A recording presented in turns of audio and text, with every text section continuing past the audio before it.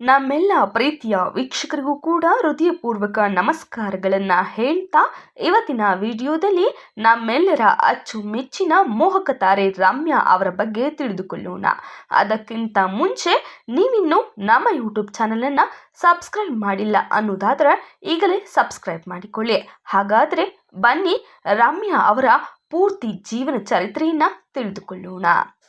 ರಮ್ಯಾ ಅವರ ಮೂಲ ಹೆಸರು ದಿವ್ಯಾ ಸ್ಪಂದನ. ಅವರು 1982ರ ನವೆಂಬರ್ 29ರಂದು ಬೆಂಗಳೂರು ನಗರದಲ್ಲಿ ಜನಿಸಿದರು. ಬಾಲ್ಯವನ್ನು ತಮ್ಮ ಕುಟುಂಬದೊಂದಿಗೆ ಬೆಂಗಳೂರಿನಲ್ಲಿಯೇ ಕಳೆದರು.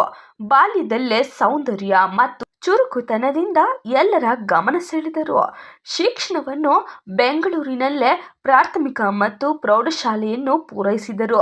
ವಿದ್ಯಾರ್ಥಿ ಜೀವನದಲ್ಲಿಯೇ ನಟನೆ ಮತ್ತು ಡ್ಯಾನ್ಸ್ನಲ್ಲಿ ಹೆಚ್ಚಿನ ಆಸಕ್ತಿ ಹೊಂದಿದ್ದರು.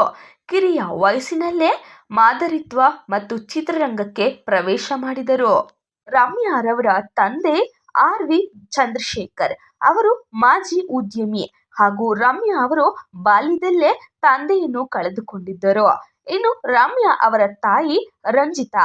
ತಾಯಿ ರಮ್ಯಾಗೆ ಜೀವನದಲ್ಲಿ ದೊಡ್ಡ ಆಧಾರ ಸ್ತಂಭವಾದರು. ಅವರ ಕಲಾತ್ಮಕ ಹಾದಿಯಲ್ಲಿ ಪ್ರೋತ್ಸಾಹ ಮತ್ತು ಬೆಂಬಲ ನೀಡಿದರು. ತಾಯಿ ಮಗಳ ನಡುವೆ ಆಪ್ತ ಹಾಗೂ ಪ್ರೀತಿಯ ಸಂಬಂಧವಿದೆ. ಇನ್ನು ನಟಿ ರಮ್ಯಾ ಅವರು ಚಲನಚಿತ್ರ ಸಿನಿಮಾ ರಂಗಕ್ಕೆ ಹೇಗೆ ಪಾದಾರ್ಪಣೆ ಮಾಡಿದ್ದರು ಎಂಬುದನ್ನು ನೋಡೋಣ ಬನ್ನಿ. ರಮ್ಯಾ ಅವರು 2003ರಲ್ಲಿ ಅಭಿ ಎಂಬ ಕನ್ನಡ ಸಿನಿಮಾದ ಮೂಲಕ ರಂಗಪ್ರವೇಶ ಮಾಡಿದರು.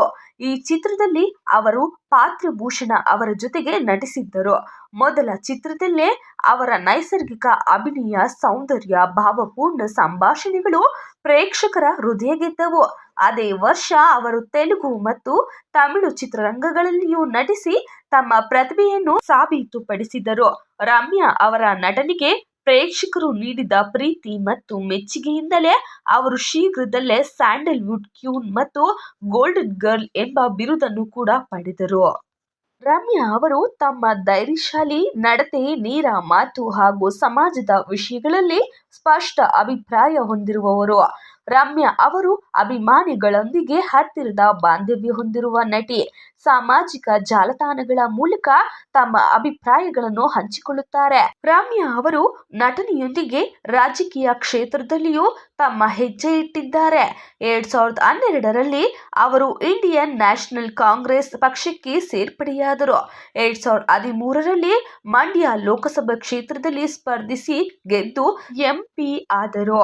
ರಮ್ಯಾ ತಮ್ಮ ಧೈರ್ಯಶಾಲಿ ಅಭಿಪ್ರಾಯಗಳಿಂದ, ವಿಶೇಷವಾಗಿ ಸಾಮಾಜಿಕ ಮತ್ತು ಸಾಂಸ್ಕೃತಿಕ ವಿಚಾರಗಳಲ್ಲಿ ನೇರ ನಿಲುವಿನಿಂದ ಬೆಂಬಲದ ಜೊತೆಗೆ ವಿರೋಧವನ್ನು ಎದುರಿಸಿದರು. 2014ರ ಚುನಾವಣೆಯಲ್ಲಿ ಸೋಲಿನ ನಂತರವೂ ಕಾಂಗ್ರೆಸ್ ಪಕ್ಷದ ಚಟುವಟಿಕೆಯಲ್ಲಿ ಸಕ್ರಿಯರಾದರು. 2015ರಲ್ಲಿ ಅವರನ್ನು ಇಂಡಿಯನ್ ಯೂತ್ ಕಾಂಗ್ರೆಸ್ ಅಧ್ಯಕ್ಷರಾಗಿಯೂ ನೇಮಕ ಮಾಡಲಾಯಿತು.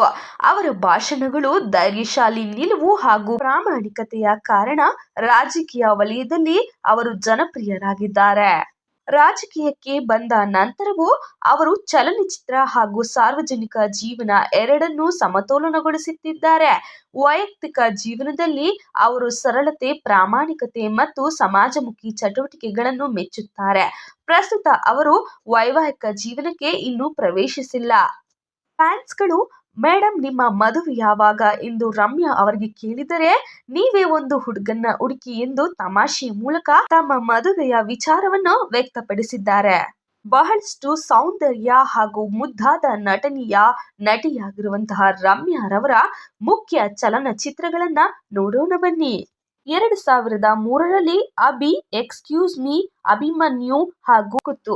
ಇನ್ನು 2004ರಲ್ಲಿ ರಂಗ SSLC, ಕಾಂತಿ, ಗಿರಿ, ಅಡಿ ಹಾಗೂ ಆಕಾಶ್. 2005ರಲ್ಲಿ ಗೌರಮ್ಮ, ಅಮೃತಧಾರೆ, ಸೇವಂತಿ, ಜೂಲಿ ಹಾಗೂ 2006ರಲ್ಲಿ ದತ್ತ, ಜೊತೆಯಲ್ಲಿ ತನನಂ ಅರಸು ಹಾಗೂ 2007ರಲ್ಲಿ ಮೀರಾ ಮದುವೆ ರಾಘವ. 2008ರಲ್ಲಿ ಬೊಂಬಾಟ್, ಅಂತೂ ಇಂತೂ ಪ್ರೀತಿ ಬಂತು, ಜಸ್ಟ್ ಮಾತಲ್ಲಿ. 2010ರಲ್ಲಿ ಜೊತೆಗಾರ, ಕಿಚ್ಚ ಹುಚ್ಚ ಹಾಗೂ 2011ರಲ್ಲಿ ಸಂಜು ವೆಡ್ಸ್ ಗೀತಾ, ಜಾನಿ ಮೇರಾ ನಾಮ್ ಪ್ರೀತಿ ಮೇರಾ ಕಾಮ್, ಹಾಗೂ ಲಕ್ಕಿ 2012ರಲ್ಲಿ ಕಟಾರಿ ವೀರ ಸುರಸುಂದರಾಂಗಿ, ಕ್ರೇಜಿ ಲೋಕ ಇನ್ನು 2014ರಲ್ಲಿ, ಆರ್ಯನ್ 2016ರಲ್ಲಿ, ನಾಗರಹಾವು 2023ರಲ್ಲಿ, ಹೋಟೆಲ್ ಹುಡುಗರು ಬೇಕಾಗಿದ್ದಾರೆ ಹಾಗೂ ಸ್ವಾತಿ ಮುತ್ತಿನ ಮಳೆಹನಿಯೇ. ಇದಿಷ್ಟು ರಮ್ಯಾರವರ ಮುಖ್ಯ ಚಿತ್ರಗಳು ಹಾಗೂ ರಮ್ಯಾರವರಿಗೆ ಪ್ರಶಸ್ತಿಯೂ ಕೂಡ ಸಿಕ್ಕಿದೆ. ಫಿಲ್ಮೇರಾ ಮತ್ತು ರಾಜ್ಯ ಪ್ರಶಸ್ತಿಗಳನ್ನು ರಮ್ಯಾ ಅವರು ಪಡೆದಿದ್ದಾರೆ. ಜನ ಮನಸ್ಸಿನಲ್ಲಿ ತಮ್ಮದೇ ಆದ ಸ್ಥಾನವನ್ನು ಕೂಡ ಇವರು ನಿರ್ಮಿಸಿಕೊಂಡಿದ್ದಾರೆ. ರಮ್ಯಾ ಅವರು ಕೇವಲ ನಟಿಯಾಗಿಯೇ ಅಲ್ಲ, ಧೈರ್ಯಶಾಲಿ ವ್ಯಕ್ತಿತ್ವದ ಮಾದರಿಯಾಗಿ ಜನರ ಮನಸ್ಸಲ್ಲಿ ಗುರುತು ಮಾಡಿಕೊಂಡಿದ್ದಾರೆ. ತಮ್ಮ ಬಾಲ್ಯದಲ್ಲೇ ತಂದೆಯನ್ನು ಕಳೆದುಕೊಂಡರೂ ತಾಯಿ ನೀಡಿದ ಬೆಂಬಲದಿಂದ ಜೀವನದಲ್ಲಿ ಯಶಸ್ವಿಯಾಗಿದ್ದಾರೆ. ಬನ್ನಿ, ನಾವು ನೀವು ಎಲ್ಲರೂ ಸೇರಿ ಅವರಿಗೆ ಜೀವನದಲ್ಲಿ ಒಳ್ಳೆಯ ಸಂಗಾತಿ ಸಿಗಲಿ ಹಾಗೂ ಒಳ್ಳೆಯ ಸಿನಿಮಾಗಳು ಸಿಗಲಿ ಎಂದು ಆಶಿಸೋಣ. ನಿಮಗೇನಾದರೂ ಈ ಮಾಹಿತಿ ಇಷ್ಟವಾದಲ್ಲಿ ವಿಡಿಯೋಗೊಂದು ಲೈಕ್ ಮಾಡಿ, ಹಾಗೆ ನಮ್ಮ ಒಂದು ಯೂಟ್ಯೂಬ್ ಚಾನೆಲ್ ಅನ್ನ ಸಬ್ಸ್ಕ್ರೈಬ್ ಮಾಡೋದನ್ನ ಮರಿಬೇಡಿ.